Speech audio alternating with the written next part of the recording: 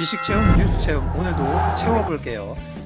안녕하세요. 오늘 주제는 부동산입니다. 대한민국 모두의 꿈, 건물주. 아니 그 전에 내 집 마련. 돈 넣고 돈 먹기. 아니 갭 투자로 돈 먹기. 레버리지로 집도 안 잡고 뭐 했냐. 열심히 살아도 자괴감 만들고 집 걱정에 결혼 미뤄. 당연히 출산도 미뤄. 주택 정책 하나가 결혼, 출산 다 연결되죠. 출산율은 또 역시 다양한 국가 경제의 연결. 인구 감소한다고 지원금 주고 각종 수당, 셋째 얼마 주고 이래도 근본적인 고민, 주택이 해결 안 되면 결혼 미루고 출산 미루는 경향이 더 생깁니다. 오늘은 K 부동산입니다. K-팝, K-드라마, K-푸드, K-방역까지는 알겠는데 이젠 K 부동산. 집값이 웬만해서 안 내려가는 이거 좋은 건지 나쁜 건지 기업이 60억을 버는 것과 부동산으로 60억을 버는 것을 비교하면 불로소득 60억이 세금을 아주 압도적으로 덜 냅니다.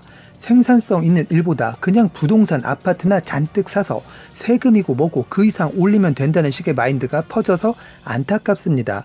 미국인이 갭 투자 42채 그것도 단 2년 만에 한번 사면 웬만해서 손해없고 세금을 물리든 정책으로 밀어붙이든 그 이상을 가격에 붙이면 된다는 마인드.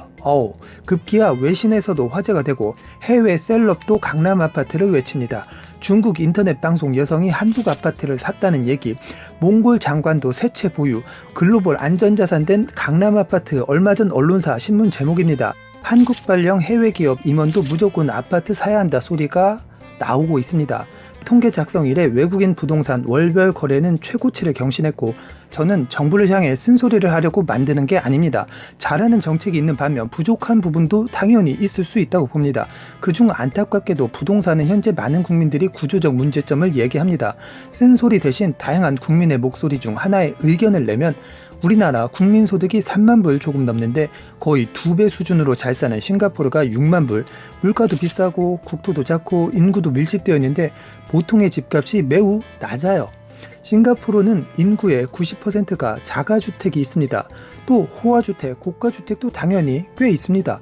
그럼에도 싱가포르는 역세권의 젊은 신혼이 누구라도 대체로 1,750만 원이면 자기 집을 구할 수 있어요. 물론 각종 정책, 대출 다 이용하는 거고 실제 아파트 분양가 얼마 안 합니다.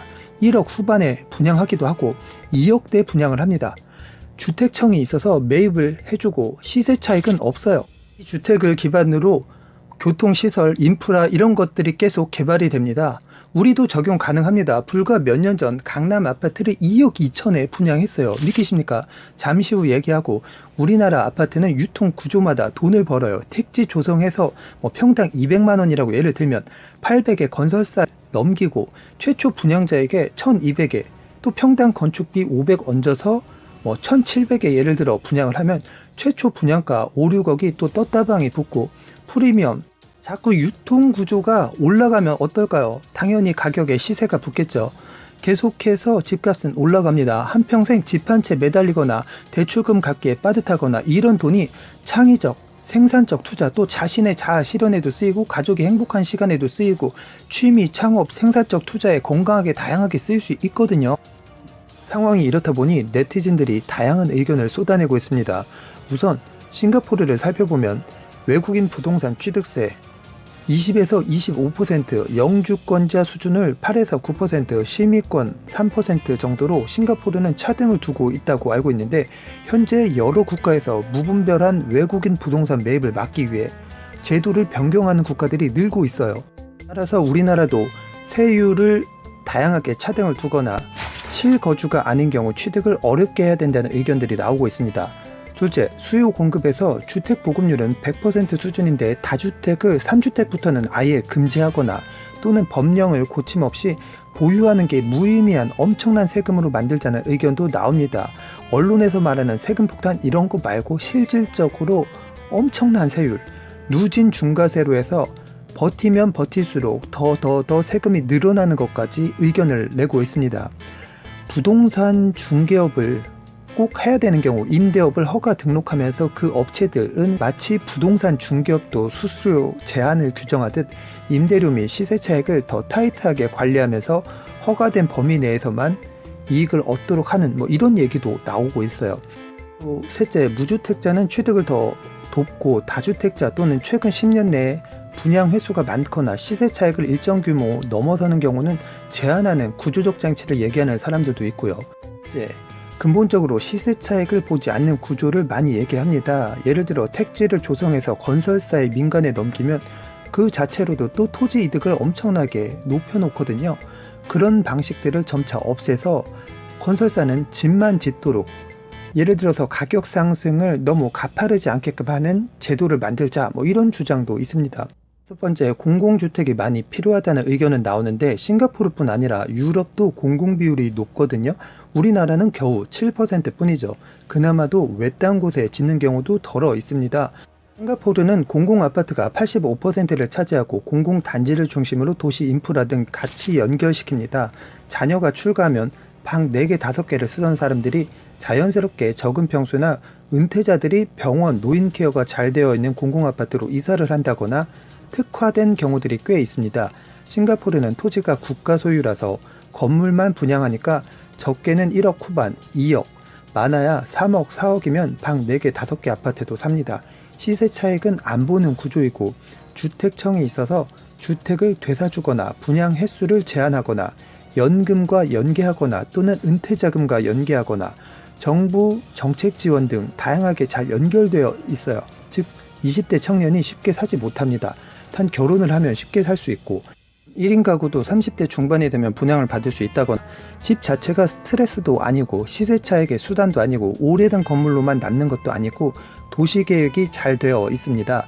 우리나라는 사유지 비율이 높아요. 국유지 비율이 매우 낮은 나라입니다. 따라서 각종 기금, 공공 등 참여형으로 토지는 정부나 기관이 많이 사들여서 토지 임대부 공공주택을 얘기하는 사람도 있습니다. 토지 임대부는 공공분양, 공공임대 큰 틀에 두 가지가 있는데 여기 단지는 임대단지, 여기는 분양단지, 그게 아니라 주택청을 만들어서 관리하고 더 나아가 토지는 빌려 쓰는 임대료, 즉 예치금을 넣고 월 비용을 내는 건데 정리하면 크게 세 가지를 만들 수 있습니다. 토지 임대부 공공분양, 공공임대. 분양이든 임대든 결국 토지 사용료를 매달 내게 되는 게 싫다. 그러면 지분 취득형, 즉 돈을 더 내서 월 납부비를 없애는 거죠. 비율대로.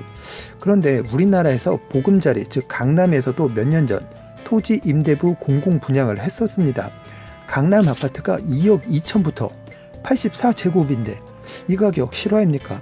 비싼 단지가 3억대, 처음엔 어색했죠. 토지를 5,900인가 내고 20만원 수준을 낸다는 글도 봤어요. 나중엔 서울, 그것도 강남에서 구할 수 없잖아요. 같이 올라서 2억 2천 아파트가 5억, 7억, 10억, 주변과는 몇 억 차이 나지만 일정 비율 두고 똑같이 올랐어요.